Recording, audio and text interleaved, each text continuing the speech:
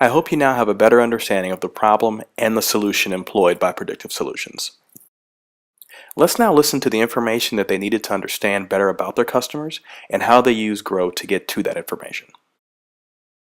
So let's talk a little bit about are we setting up our clients for success? Well, essentially, we've been doing this for over 10 years, and we certainly have our best practices established for what is required to successfully get somebody through the initial implementation process. And we have 4 core stages that are associated with that. And essentially for each of those 4 stages, we develop checklists that essentially allows us to know, do we feel like we executed against the expectations we hold ourselves to, and do we feel like the clients gave us the engagement that's required to really make that and get them off on the right foot and essentially set the stage for success. Here's some screenshots from Grow. Here's our particular implementation. It represents our 4 stages plus what we call the BBR.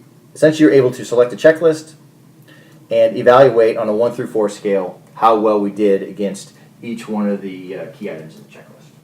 That then produces a score, which then allows us to go back and take a look to say, how did we track against those stages? Not only can I see how much time was spent with each one of those stages, I can also see what was the overall score. So I can get a pretty good feel of, did it go pretty smooth? Was there a lot of bumpiness? And then actually, if I see some particularly low scores, I'm going to want to check and circle back with both the implementation manager and the client and see if there's areas that we can improve. The other thing that's interesting, again, still associated with setting clients up for success, is people have the ability not only to score the individual items, but also to attach presentations along the way or any snapshots of key handwritten notes, which is good, meaningful information so you can have a more well-rounded picture of exactly how that particular stage went.